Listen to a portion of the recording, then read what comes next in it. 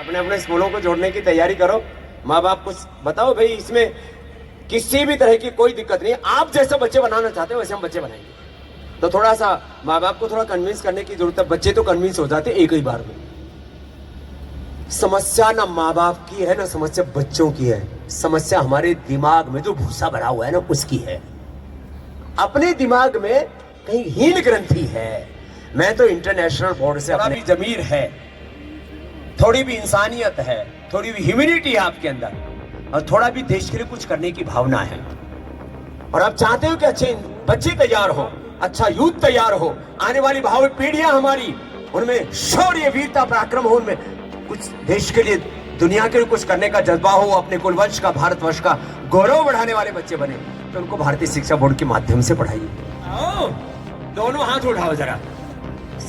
सिंह साहब आप खड़े होकर देखो तो सही, एक बार जोरदार तालियां भाई। ये तो क्रांति हो चुकी है। जोरदार अभिनंदन। हाथ उठे दोबारा से। सिंह साहब पीछे देख लो, आपको जोड़ना इन सबको। ये सब तैयार है इस बात के। बोले भारत माता की वंदे, जो बोले सो निहाल। वाहेगुरु जी का खालसा, बोले मर की सत्य सकी, ओम नमः पार्वती पते हर हर। तो भाई तभी हर हर महादेव हो गई है?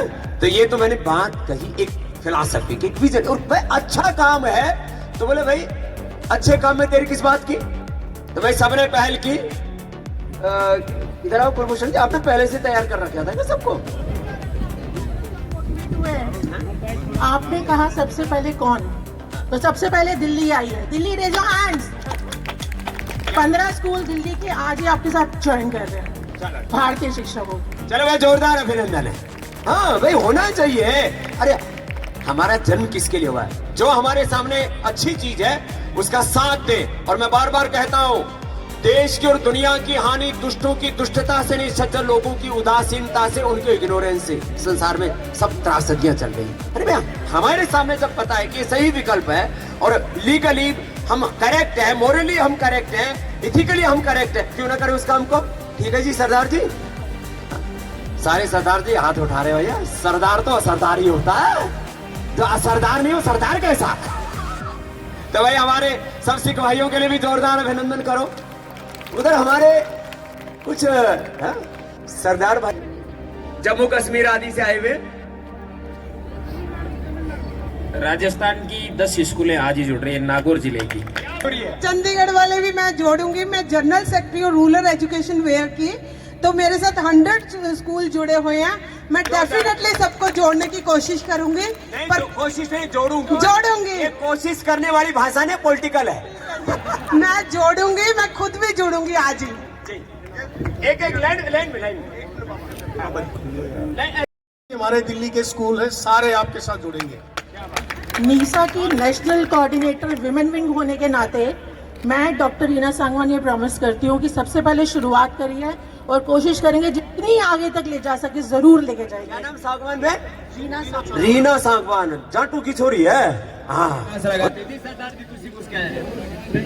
कृपया स्टेज का ख्याल करें, स्टेज ना टूट जाए।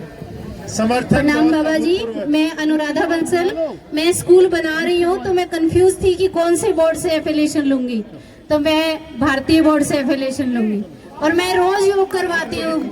ये बात है, बहुतों में कंफ्यूजन था क्या करें क्या ना करें, तो कंफ्यूजन सब दूर हो गया है।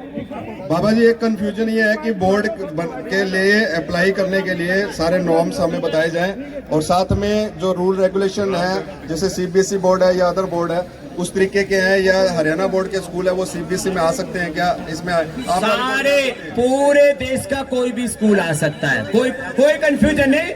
थोड़ा सा उसकी डिटेलिंग हमारे एमपी सिंह साहब बताएंगे। देश में one nation one education system, education with values, education में सनातन बोध हो, भारत बोध हो, भारत की समग्र सांस्कृतिक सामाजिक आर्थिक राजनीतिक धार्मिक जो विरासत है ये बढ़े। इतिहास में बच्चे सही इतिहास पढ़े, मैथमेटिक्स में वैदिक मैथमेटिक्स, साइंस में वैदिक साइंस भी पढ़े, और उन सब बच्चों के अंदर भारत की एकता, अखंडता, संप्रभुता का भाव, राष्ट्र धर्म, राष्ट्र हित, राष्ट्र प्रेम सर्वोपरि है, ये भाव चेतना रहे। बच्चों का मानस ऐसा गढ़ा जाए, उनके भीतर एक तरफ शौर्य, वीरता, पराक्रम हो और ऐसा व्यक्तित्व, चरित्र, नेतृत्व हो उनका कि वो मात्र ग्लोबल सिटीजन ही नहीं, वो डिवाइन सिटीजन भी बने और वो कॉस्मिक सिटीजन बने। कॉस्मिक एनर्जी से वो अलाइन हो, उनकी जड़ें जुड़ी हो अपने सनातन बोध में और वो शिखर आरोहण करें, पूरे विश्व में नए प्रतिमान घड़े, ऐसे बच्चे तैयार हो।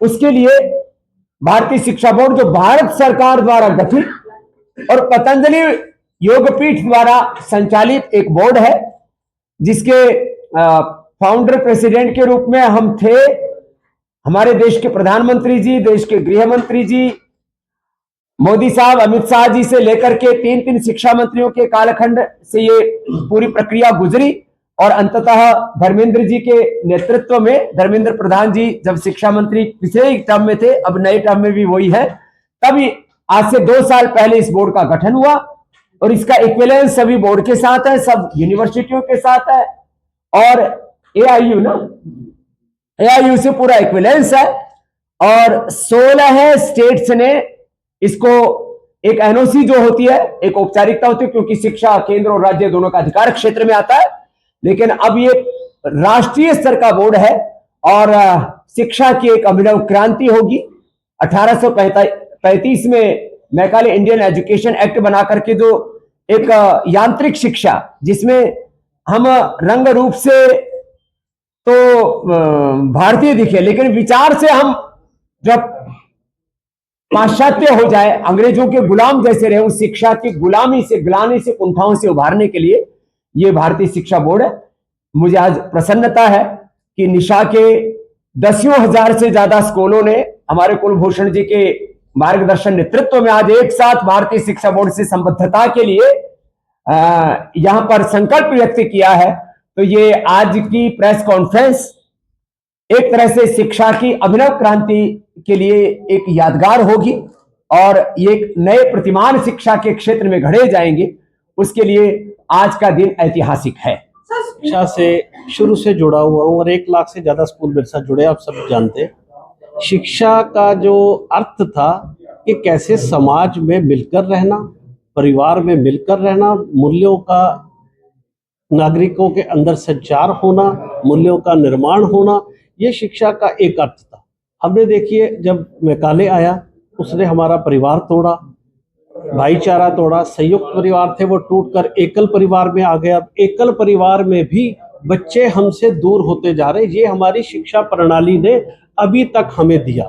जब आज़ादी की भी लड़ाई हुई तो आपने देखा संतों का उसमें बहुत बड़ा योगदान था। अगर संत नहीं होते देश को आज़ादी नहीं मिलती। बाबा जी यहाँ बैठे हैं तो बाबा जी ने भी कहा, निशा भी कहती है कि 1947 में हमें राजनीतिक या देश को आज़ादी मिली, लेकिन शिक्षा को आज़ादी नहीं मिली। जो मैकाले इसको ग्रस्त करके चला गया था, शिक्षा को अपने शिकंजे में जकड़ के चला गया था, अभी तक वो आज़ाद नहीं हुआ। हम उसकी लड़ाई लड़ रहे थे, लेकिन हमें एक किसी प्रबुद्ध व्यक्तित्व की जरूरत थी, संतों की जरूरत थी। आज हमारे साथ वही प्रबुद्ध व्यक्तित्व योग गुरु बाबा रामदेव जी जो कूदे, हमें इस चीज की प्रशंसा करनी चाहिए। जो बाबा रामदेव जी ने एक बात कही कि मैंने संत होकर जो किया, क्या अच्छा किया? अगर इसी प्रकार के 10,000 संत कर देते, संत तो बहुत है, तो बाबा जी ने अगर 1 लाख व्यक्ति को रोजगार दिया, तो अगर इतने संत दे देते, मुझे लगता हमें प्रधानमंत्री और मुख्यमंत्री की तरफ रोजगार के लिए देखने की जरूरत ही नहीं थी। तो बाबा जी ने जो किया, बाबा जी आपको साधुवाद है। देश की तरफ से सारे शिक्षक आपको सलाम करते हैं।